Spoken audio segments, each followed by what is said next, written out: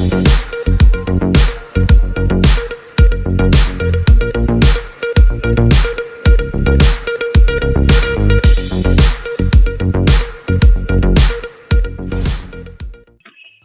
में एक तरफ कोरोना की मार तो दूसरी तरफ जनता पर महंगाई की मार से चारों तरफ हाहाकार मचा हुआ है। कोरोना के साथ साथ कालाबाजारी, महंगाई भी गरीबों के लिए एक वायरस प्रतीत हो रही है। ऑक्सीजन, रेमडेसिविर, अस्पताल, हर ओर बस आम जनता को लूटा जा रहा है। हद तो ये है कि अंतिम संस्कार के लिए लकड़ियां हजारों में बिक रही हैं। मौत का भी सौदा चल रहा है। ये एक भयानक और शर्मनाक आपदा में अवसर का प्रमाण है। इसी पर खास चर्चा के लिए मेरे साथ फोन लाइन पर मौजूद हैं मध्य प्रदेश सरकार में पूर्व मंत्री व भाजपा के वरिष्ठ नेता रंजना बघेल जी, साथ ही कांग्रेस सरकार के पूर्व मंत्री पीसी शर्मा जी और ग्वालियर से कांग्रेस महिला मोर्चा जिला अध्यक्ष रुचि गुप्ता जी, साथ ही भोपाल से हमारे संवाददाता राजू प्रजापति जी व स्टेट हेड अमर वर्मा जी फोन लाइन पर मौजूद हैं। मैं चर्चा को आगे बढ़ाने के लिए पहला सवाल राजू जी से लेना चाहूँ। राजू जी, लॉकडाउन में महंगाई से प्रदेश की जनता किस तरह परेशान है और किन चीजों के भाव बढ़ने से परेशान हो रही है जनता? जी, मैं आपको बता दूं कि लगातार जो कोरोना काल चला आ रहा है, जिससे एक तरफ तो हॉस्पिटलों के अंदर भी जिस तरीके से लूट मची हुई है और हॉस्पिटल के अंदर और दवाइयों के अंदर और इंजेक्शन, इन सारी समस्याओं को लेकर जो पहले ही नागरिक प्रदेश से जूझ रहे हैं, उस पर ये क्या लॉकडाउन के अंदर सारी दुकानें बंद हैं सभी जगह पर। तो इसको लेकर क्या वो सारी जगहों पर ये स्थिति निर्मित हो रही है कि जो दाल के भाव थे, जो तेल के भाव हैं, जो शक्कर पत्ती है और जो भी खाद्य सामग्री जो घर के अंदर जो उपयोग होती है और जो यूज होती है, उनको लेकर क्या है कि कहीं ना कहीं देखने को ये मिल रहा है कि दुगने और तिगने दामों के अंदर जिसको जैसा अवसर मिल रहा है वो उस तरीके से उसको बेचने का प्रयास कर रहा है और लगातार बेच भी रहा है, क्योंकि चोरी छुपे से और चुपके से बेच रहे हैं। क्योंकि दुकानें खोलने का तो आदेश है नहीं, लेकिन कहीं से कोई शटर उठा के दे देता है तो कहीं चोरी से कोई सामान बेच रहा है। तो जब उपभोक्ता पूछता है उससे कि सर सरकार के तो रेट अभी बढ़े नहीं थे, नहीं ऐसी इसको तो प्रिंट रेट नहीं डला हुआ है, तो ये कहते हैं कि ऊपर से बढ़ा हुआ रेट है ये। तो इस प्रकार क्या देखने को ये मिल रहा है कि प्रदेश के अंदर जो आम उपभोक्ता है वो एक तरीके से ठगी का शिकार हो रहा है। मजबूरी उसकी ये भी है कि अगर जो चीज अभी उसे उपलब्ध हो रही है, हो सकता है वो ये भी डर रहा है कि कल को ये मिले या ना मिले, तो वो दुगने तिगने भावों के अंदर लेकर चला जा रहा है। जी आयशा जी। जी, मैं अगला सवाल जो है रंजना बघेल जी से लेना चाहूंगी। जी रंजना बघेल जी, अभी जैसा कि हमारे संवाददाता राजू प्रजापति ने कहा कि महंगाई बढ़ रही है और कहा जा रहा है कि ऊपर से रेट जो है ऊपर से बढ़ रहा है, तो इन सब बातों का आप क्या जवाब देना चाहेंगे? नहीं, ऐसा नहीं है। जैसे आपको पता होगा कि पिछली बार भी लॉकडाउन लगा था तो गरीबों को 5 किलो अनाज 3 माह का घर में मजदूरी दी जा रही थी और 1 किलो दाल भी दी जा रही थी और बहुत सारी सुविधा। तो अभी भी एक बार भी नरेगा का काम चल रहा है, गरीब लोगों को पूरा उपलब्ध हो रहा है। और दूसरा सवाल ये है कि काला बाजारी में जो भी महंगाई बढ़ रही है, जो भी दुकानदार बढ़ा रहे हैं, तो वो निश्चित रूप से कई संज्ञान में आता है, तो उनके खिलाफ कार्रवाई हो करके और उनको दुकानों को सील किया जा रहा है। और जहाँ तक दवाइयों का सवाल है, तो ऐसा नहीं है, जैसे धार जिले में दवाइयाँ जितनी रेमडे आई है तो मनावर को भी मिली है, कुक्सी को भी मिली है और छोटा सा इंपीरियल में दही जैसे क्षेत्र को भी रेमडे दिया है। तो जितनी जरूरत है उतनी रेमडे शिविर भी दिया है।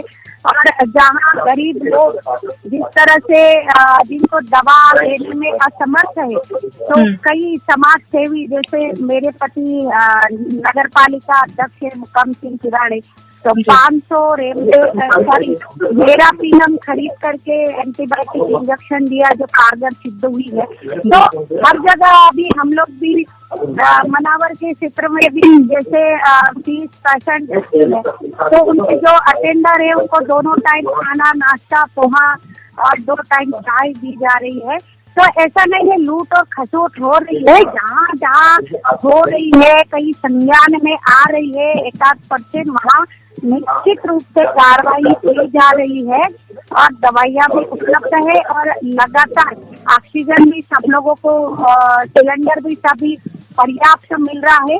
और मैं भी लगातार इसका सुपरविजन करती हूँ। जैसे साई हॉस्पिटल प्राइवेट हॉस्पिटल है, वहाँ आप नंबर लेके बात कर सकते हो। गवर्नमेंट का भी सब दूर हम सुपरविजन करते हैं। तो पूरे प्रदेश भर में माननीय मुख्यमंत्री शिवराज सिंह चौहान जी हर तरह से सुविधा मुहैया कराने की कोशिश कर रहे हैं, और जो कहीं बढ़े हुए भाव में बेच रहा है, निश्चित रूप से उनके ऊपर संज्ञान में आकर सही कार्रवाई हो रही है।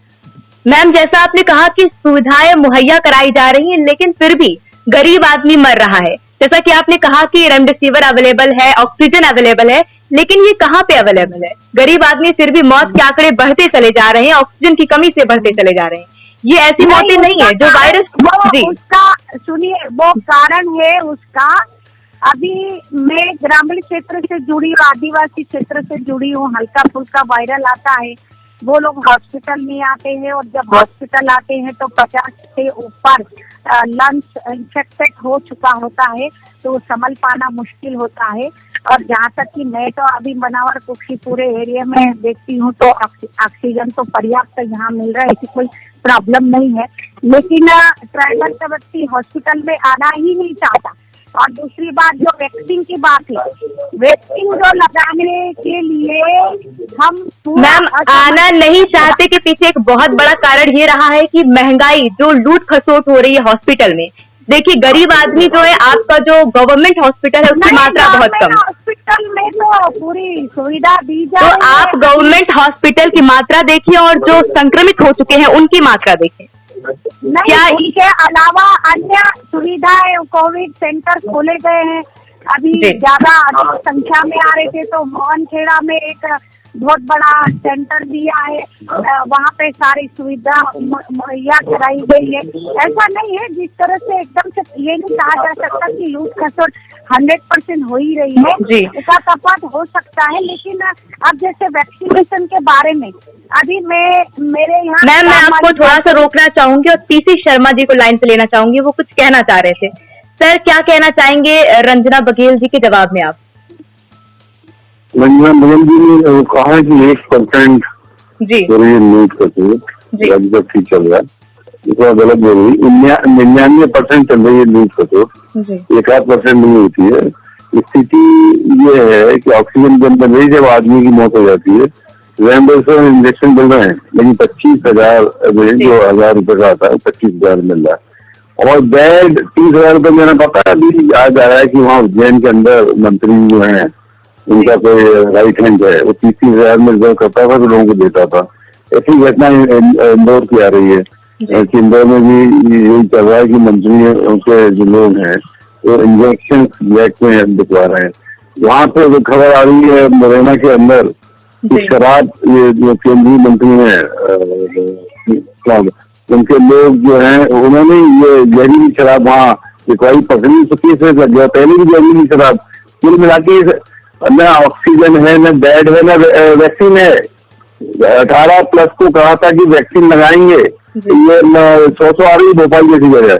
मैडम, अगर वहाँ मनावर में ज्यादा ऑक्सीजन हो रही है, ज्यादा इंजेक्शन हो रहे हैं, भोपाल भिजवा दो ना, या तो लाइन लगी हुई है, मिलता है नहीं।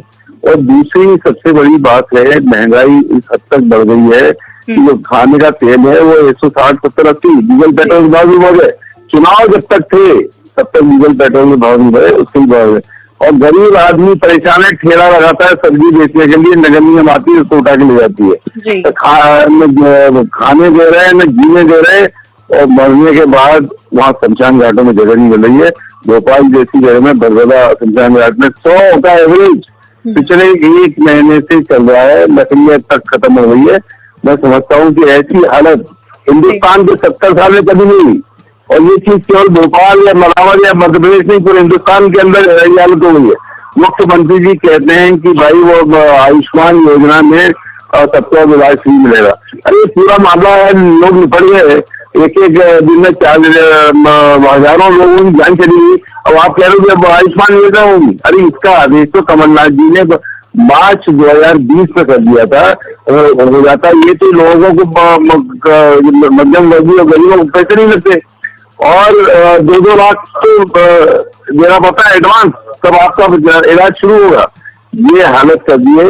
ऑक्सीजन के उसकी भूमिपूजन किया था होशंगाबाद जिले में बाबई में मुख्यमंत्री जी 8 महीने पहले, एक ईद नहीं लगी। ये जिस तरह से आफत अभी मची है, जिस तरह से ये हुआ है, और मेरा तो ये कह रहा है भाई आयुष्मान योजना है तो जितने लोगों को खर्च हुए कोरोना में उन सबको उनका पैसा वापस कराओ। अगर आयुष्मान योजना में इलाज देने की बात है, हमारा हमेशा कहना रहा कि कोरोना के जितने भी इलाज है, चाहे सरकारी या प्राइवेट, सब फ्री होना चाहिए। सरकार पेमेंट करे, वैक्सीन फ्री लगे, टेस्ट फ्री हो। लेकिन हाई कोर्ट, माननीय हाई कोर्ट और सुप्रीम कोर्ट के आदेशों के बाद भी ये सरकार पूरी तरह से लगी। पहले ये कोरोना इलाज में फैली, लोगों का जो पेट भरने के मामले में फैली। राशन की स्थिति है कि 5 महीने का 3 महीने का देने की बात क्या है, दुकानों पर केवल बांटना पड़ा हुआ है, उनको दे नहीं रहा है 1 महीने से ज्यादा, तो बांटेगा कहाँ से वो दुकानदार भी। तो केवल लूट खसोट मची है, सरकार ने पूरा बर्बाद कर दिया। इसका जवाब जनता ने अभी मध्य प्रदेश में दमोह में दिया है। 17,000 18,000 होती है चुनाव आ रहे हैं, इनमें आपस में लड़ चल रहे हैं। और कोई कह रहा है कि सब जयचंद है, मानी जयंत मलैया जी, तो कोई कह रहा है कि प्रहलाद पटेल है, तो कोई कह रहा है कि वो गोपाल राव, लड़ चल रहे हैं। ये जिस तरह से इन्होंने कांग्रेस में जहर भरा था, ये पूरा का पूरा जहर निकल के इनके बीजेपी में गया है। जनता परेशान है, बहुत बुरी हालत हो गई लोगों की, न ये जीने दे रहे हैं न मरने दे रहे हैं। पीसी शर्मा जी, मैं आपको थोड़ा मैं ये कहना चाहूंगी, हेलो, पीसी शर्मा जी का जवाब देना चाहूंगी। जी बिल्कुल। अब पीसी शर्मा जी क्या भोपाल में बैठ के भोपाल के चश्मे से पूरे मध्य प्रदेश को देख रहे हैं। मैं राजनीतिक दलगत से उठ करके बात करूंगी। मैं आरोप और प्रत्यारोप नहीं लगाऊंगी। जैसे वो सरकार के विरोध में बात कर रहे, तो पिछले लॉकडाउन में तो अल्फा का कार्यक्रम करा रहे थे और संघीय व्यवस्था लॉकडाउन में कहा अल्फा क्या करे, अल्फा लगा हो गया लॉकडाउन में। अरे ये अल्फा तो बहुत पहले की बात है। राहुल गांधी ने कहा था कि फरवरी में लगा दो लॉकडाउन, सरकार गिराने के चक्कर में लेट किया आपने, 3 तारीख से किया, जिसकी वजह से कोरोना फैला है। पीसी शर्मा जी और रंजना बघेल जी, मैं आप दोनों को रोकना चाहूंगी। पीसी शर्मा जी कराने में लगे थे आप, रंजना बघेल जी, पंजाब के रंजना बघेल जी और पीसी शर्मा जी, आप दोनों को मैं रोकना चाहूंगी। एक राज्य में खाई है शिकस्त।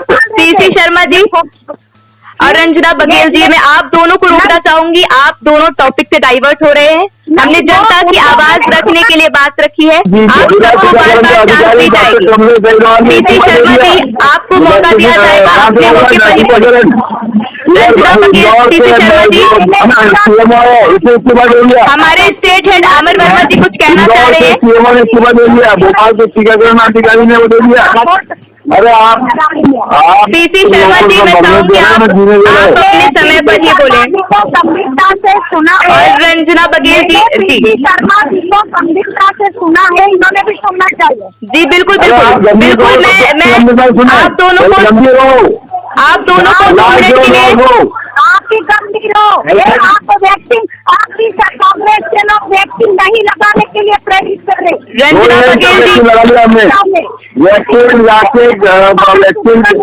वैक्सीन सेंटर में जाके लोगों को वैक्सीन लगा रहे हैं। अरे आपके कांग्रेस के लोग, रंजना बघेल जी और पीसी शर्मा जी, ये टीवी पे बता रहे हैं। ऐसा ही शर्मा को रोकिए। पीसी शर्मा जी, पीसी शर्मा जी, मैं आपको रोकना चाहूंगी। पीसी शर्मा जी, आप रंजना बघेल जी, अभी आप दोनों ने अपने पॉइंट्स रखे। अब हम चाहते हैं कि हमारे स्टेट हेड अमर वर्मा जी अपना कुछ पॉइंट रखना चाह रहे हैं, आप उन्हें भी सुनिए। आप दोनों ने अपने अपने पॉइंट्स रखिए। जी अमर वर्मा जी। ये जी, मैं शर्मा जी से कहना चाहूंगा कि ये समय एक राजनीति का समय नहीं है। जिस मुद्दे को हम ले रहे हैं कि जिस प्रकार से गरीबों की सहायता हम किस प्रकार कर सकते, चाहे बीजेपी हो या कांग्रेस हो, सभी को मिलकर उनकी मतलब व्यवस्था करना चाहिए, उनकी सुविधा के लिए काम करना चाहिए। ये मुद्दा लड़ने का नहीं है, लड़ने के लिए मुद्दा तो और भी मिल चाहिए। काफी समय है, जिंदगी बड़ी है, तो हमारी जिंदगी बचेगी तभी जाके तो हम लड़ पाएंगे।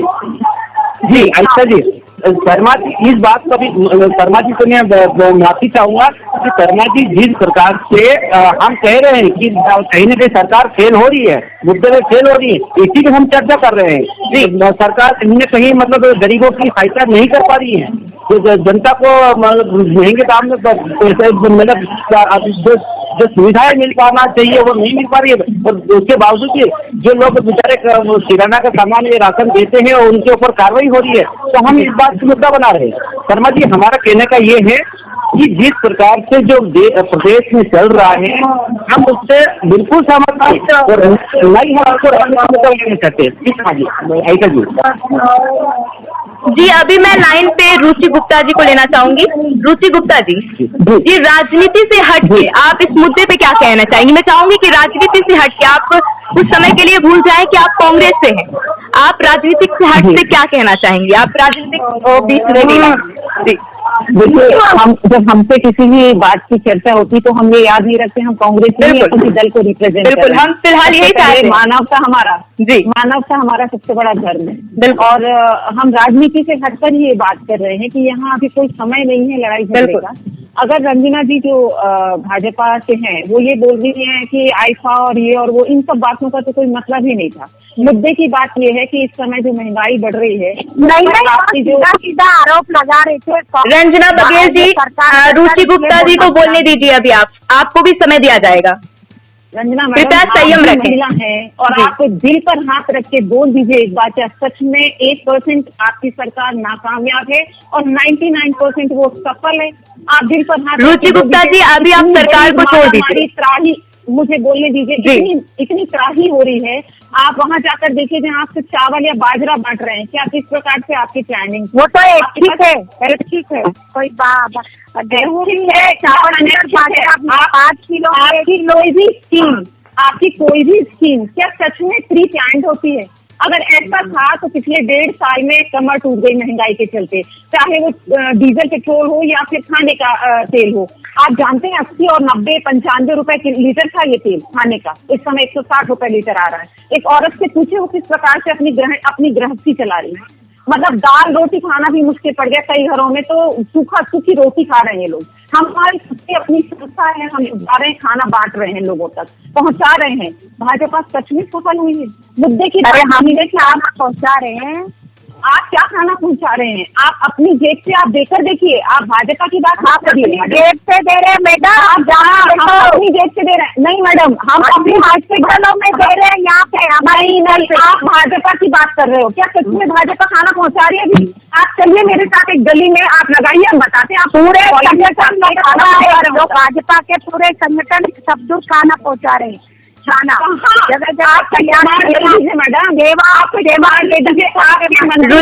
भाजपा के विधायक एक दूसरे से लड़े जा रहे हैं। कोई किसी को चिट्ठी लिखता है, कोई किसी से प्रत्यारोप करता है, कोई सैनिटाइजिंग की मशीन लेकर घूम रहा है, तो कोई घुटनों पे गिर रहा है।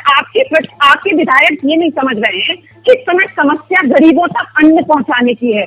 आप ऑक्सीजन सिलेंडर की बात कर रही है मैडम, जब अपनी जो सरकारी ऑक्सीजन है उसको लेने के लिए जब लोग निकल रहे हैं तो 200 रुपए की पर्ची थमा रहे हैं आपके लोग, 200 रुपए का चालान काटते हैं। सरकारी ऑक्सीजन समझ रहे हैं, प्राकृतिक ऑक्सीजन और आर्टिफिशियल ऑक्सीजन के लिए आप लोग हजारों रुपए की लूट खसोट मचा रहे हैं। आप जानते हैं किस प्रकार से आपने ऑक्सीजन कैसे आप यूज कर रहे हैं पूरे मध्य प्रदेश में? आप कह रहे हैं ग्वालियर में कितने लोगों की जान गई ऑक्सीजन नहीं होने से?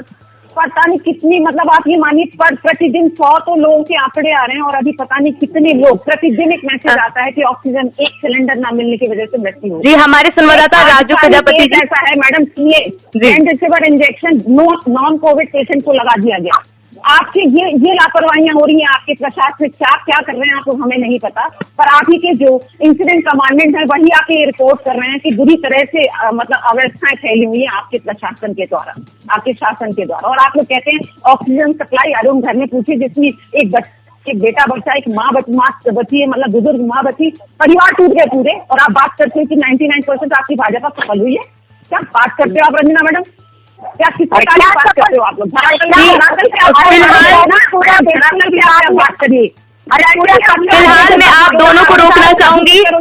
फिलहाल आप लोग राजनीतिक तरीके से बात कर रहे हैं, मैं फिलहाल आप दोनों को रोकना चाहूंगी और मैं अपने संवाददाता, जी बिल्कुल हमने आप दोनों को बोला, आप दोनों लोग राजनीतिक तरीके से बात कर रहे हैं। फिलहाल हम अपने बात कर रहे हैं। फिलहाल हम अपने संवाददाता राजू प्रजापति जी को कहना चाहेंगे कि आप कुछ अपना विचार रखिए। जिस तरीके से यहाँ पे बहस चल रही है, एक राजनीतिक तौर पे जिस तरीके से चल रही है, आप क्या कहना चाहेंगे? तरह की बात ही नहीं करना चाहिए। हाँ जी, अभी हम अपने संवाददाता राजू प्रजापति से जिसे पूछना चाह रहे हैं, जी बोलिए। ऐसे जी मैं बता दूं आपको कि मैंने लगातार पिछले वर्ष से लेकर इस साल तक लगातार ग्राउंड जीरो पे रिपोर्ट करी है और मैं हर जगह गया हूँ, चाहे वो शमशान घाट हो, चाहे हॉस्पिटल्स हो, चाहे किसी भी जगह पे हो, और चाहे कोई राजनेता हो, चाहे कोई जनप्रतिनिधि हो, सारे लोगों से संपर्क रहे हैं। लेकिन मैं लगातार जब घूमता रहा हूँ, मैं देखता रहा हूँ कि स्थिति जो होना चाहिए थी, उत्तर प्रदेश के जो मुख्यमंत्री शिवराज सिंह चौहान जो लगातार बोलते रहते हैं, लेकिन उनके द्वारा किए गए या तो ये अधिकारी सुनते नहीं है उनकी, एक कारण ये रहा होगा, ये दूसरा कारण ये रहा होगा कि या सिर्फ वो बोलते हैं, भाषण देते हैं, इसके अलावा कोई काम धरातल पे दिखाई नहीं देता। सबसे बड़ी समस्या ये है कि अगर ये एक डेढ़ वर्ष के अंदर की पूरी तैयारी कर लेते, प्लानिंग कर लेते, तो आज अपने को ये स्थिति नहीं निर्मित होती। तो सारे लोगों को मिलकर काम करने की बात कर रहे हैं, अगर राजनीति नहीं कर रहा है तो सही बात है, राजनीति मत करिए आप, लेकिन काम तो करिए। अगर आप कांग्रेस वालों को बोले तो कांग्रेस वाले लोगों को आज आप लोगों को इस वाले हॉस्पिटल में जाना और आपको उनको मदद करनी है, बीजेपी वालों को बोले तो सर आप लोग भी आइए, हम लोग सब मिलकर काम कर रहे थे, ऐसा तो कहीं से कोई आदेश भी नहीं आया, ना ही एक दूसरे से कोई बात कर रहे हैं। अभी कमलनाथ जी ने चिट्ठी लिखी, तब अधिमान ने पत्रकारों को सिर्फ कोरोना वायरस में कोरोना योद्धा माना गया। तो ये सब सारी चीजें तो सरकार को पहले सोचना चाहिए, विचार करना चाहिए। यहाँ तक रही कालाबाजारी की चीजों की जो बातें की जा रही हैं, आयुष्मान योजना का बताओ ना प्रजापति जी, आयुष्मान कार्ड के लिए तो कमलनाथ जी ने पहले ही लिख दिया था, 14 महीने हो चुके हैं उस बात को, बहुत लेटर दबा दिया गया था, तो आगे हो ही नहीं पाई थी। और कालाबाजारी की जो बात की जा रही है, तो कालाबाजारी के अंदर तो लगातार दिन दोगुनी रात चौगुनी वाली तरक्की जैसा काम हो रहा है, क्योंकि दुकानें बंद पड़ी हुई है, जिसको जो दाम मिल रहा है उस तरीके से वो बेचे जा रहा है। तो आपको जो कार्ड विभाग के अधिकारी हैं, दूसरे अधिकारी हैं, उनको छापा मारना चाहिए, ये रेट लिस्ट निर्धारित करना चाहिए हर चीज की। ऐसा कुछ भी अभी जारी नहीं कर पा रहे हैं, क्या स्थिति हो रही है। तो ये सब सारी चीजें जो है उनको देखना पड़ेगा सरकार को। अगर बात करते हैं अपन, तो ये आरोप की बात नहीं हो रही है, ये जो सच्चाई है जो बताया जा रहा है, तो उस पर आपको अमल करना है, और जो समस्या है लोगों की उसको हल करना है। ये कोई आरोप नहीं लगा रहे, ना पीसी शर्मा जी लगा रहे हैं, ना रुचि गुप्ता जी लगा रहे हैं, ना ही हमारे चैनल की तरफ से हम लोग लगा रहे हैं। ये सिर्फ हम आपकी सरकार को बता रहे हैं कि स्थिति ये है। हो सकता है कि ये बातें उन तक नहीं पहुंची है, तो हमारे जरिए या जनता के जरिए ये बातें पहुंच जाए, तो आप उस पर अमल भी तो करिए। सुनिए भी तो, देखिए भी तो, ये वाकई सही बोल रहे हैं, गलत नहीं बोल रहे, धरातल पे भी तो आगे काम करिए आप। तो ऐसे जनप्रतिनिधि तो कहीं दिखाई देते ही नहीं है, लगातार अगर कॉल भी करते, फोन करते तो कॉन्टेक्ट करते ही नहीं है जी। ऐसा जी फिलहाल मैं फिर से एक बार पीसी शर्मा जी के पास आना चाहूंगी, जानना चाहूंगी कि राजनीतिक दल से हटके, जैसे कि आप अभी सत्ता में नहीं है, लेकिन सत्ता में ना होने के बावजूद आप राहत के लिए क्या कर रहे हैं कोरोना महामारी की, आपकी पार्टी क्या कर रही है? जी सुन लीजिए मेरे से, मैंने विधायक के रूप में जो मुख्यमंत्री को पत्र लिखा था कि हमको कोरोना में अस्पतालों में और कोरोना के लिए विधायक निधि उपयोग करने के लिए अनुमति दें। मेरी चिट्ठी पे 1 करोड़ रुपए विधायक अब दे सकता है कि अस्पतालों के लिए, बेड के लिए पैसा दे दो। और मैंने यूपी हॉस्पिटल में 10 लाख रुपए, 10 CMHO ऐसे 40-50 लाख रुपए अभी तक दे चुका हूँ, जिससे ऑक्सीजन बेड ये सब बन रहे हैं। हम लोगों ने यहाँ व्यवस्था की कि जो लोग वैक्सीन लगाने आ रहे हैं 18+ और दूसरे, उनसे जाके मिले, उनके सेंटर्स को देखा, वहाँ पे उनके खाने पीने की चीजें भी व्यवस्था की। यहाँ जितने भी लोग आए, सुबह 8 से रात के 2 तक लोगों को एडमिशन अलग अलग अस्पतालों में लगातार 15 दिन तक कराया। उसके बाद जिन लोगों के पास उनकी जान चली गई कोरोना से, उनके पास अगर फीवर उसके लिए खर्चा नहीं है, तो वो हमने भरवाड़ा किसान घाट को कराया। हमने जितने कोरोना वॉरियर्स हैं जो शमशान घाटों कब्रिस्तान पे काम कर रहे हैं और जो वाहन लेके जाते हैं नगर निगम को, इनको मैंने अपनी राशि से, पर्सनल राशि से एक राशि मुआवजा कराई, जो कल उनको चेक भी हम दे देंगे। ये लोग हैं वॉरियर्स जो मेहनत वहाँ पर कर रहे हैं। हमने सरकार को जगाने के लिए 24 घंटे की गोली रखा है, तो इस बात सरकार जागे, रेमडेसिविर इंजेक्शन लोगों को मिले और ये ऑक्सीजन सिलेंडर्स मिले। इन सब बातों को लेके हमने समय समय पर सरकार को जगानी चाहिए, क्योंकि सिलेंडर ऑक्सीजन लाना और रेमडेसिविर इंजेक्शन को कराना ये सरकार ही कर सकती है, तो प्राइवेट कांग्रेस पार्टी या फिर सपा पार्टी या फिर दूसरी पार्टी नहीं कर सकती। तो इनको जगाने के लिए हम लोगों ने रखा है, जितनी भी इसकी बैठक हुई है क्राइसिस में, इसके हमने अपने सुझाव दिए कि भाई किस तरह से गरीबों को अलाउ किया जाए कि उनकी दुकानें चलती रहें, जिससे उनका काम चलता रहे।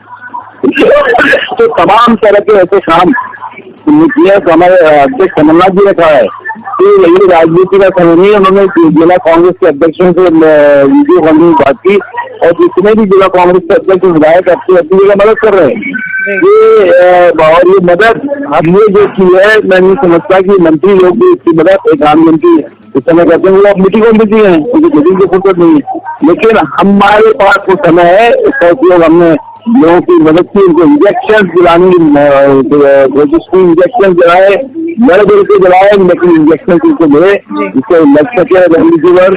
ये इंजेक्शन जो कौन आता है 40,000 का, वो नहीं मिल रहा था उसकी, लेकिन ये सिस्टम जो है इंजेक्शन बचने का, ये करने का, ये सब सिस्टम ठीक से नहीं हुआ।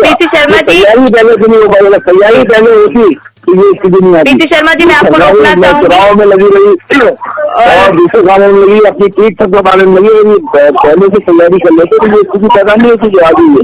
ऑक्सीजन का प्लांट में पहले बन जाते तो ये स्थिति नहीं आती। जी पीसी शर्मा जी, अभी मैं आपको रोकना चाहूंगी। पीसी शर्मा जी, मैं आपको रोकना चाहूंगी। रंजना बघेल जी से मेरा सवाल है। जी, रंजना बघेल जी से मेरा सवाल है। रंजना जी, जो हालात अभी चल रहे हैं महामारी को लेकर, आपकी सरकार की आगे क्या नीति है राहत पहुंचाने के लिए? क्या जी, अभी जो महामारी चल रही है उससे लड़ने के लिए। हेलो, जी जी, आवाज आ रही है? जी बिल्कुल आ रही है। आवाज आ रही है? जी जी, आ रही है आपकी आवाज। क्या है कि हम सेवा ही समर्पण, जी, सेवा ही संगठन एक कार्यक्रम बना करके तो पेशेंट है उनके उनको खाना, चाय, नाश्ता जो टाइम की वो दे रहे हैं, धार दे रहे हैं, मनावटी दे रहे हैं, लोग हमारा व्यवस्था की है। तो हमने कुछ जितना भी, किसी ने 30,000 दिए, किसी ने सब्जियां दिए, किसी ने आटा दिया, सब ऐसे करके व्यवस्था कर रहे हैं। दूसरा, लगातार ऑक्सीजन मिले और मिल भी रहा, हमारे यहाँ कोई प्रॉब्लम नहीं है, मिल रहा है। हेलो, जी जी जी। और दूसरा, अभी ये बार बार जिस तरह से नेगेटिविटी आ रही है, तो मैं आपको एक बात कहती हूँ कि जब महाराष्ट्र में पीक टाइम चल रहा था कोरोना का, और उसी के समय भोपाल और इंदौर में भी चल रहा था, माननीय मुख्यमंत्री जी ने स्पष्ट कहा था कि ये भगोरिया नहीं होना चाहिए, मेले नहीं होना चाहिए। तो यहाँ के आदिवासी कांग्रेस रंजना जी, मैंने आपकी सुनी है तो आप भी सुनिए, मैंने बीच में बोला क्या? आप बोले तो बीच में बोले, आप सुनिए। आप अरे सरकार हटाने के लिए आपको कहते थे कोरोना नहीं है, डरोना है। अरे रंजना जी, कहा था विधानसभा अध्यक्ष, रंजना जी हमारे स्टेट है। रंजना जी, ये शहीद करते हैं तो आपने कहा था कोरोना नहीं, डरोना है। पीसी शर्मा जी, आपको बोलने का मौका दिया गया था।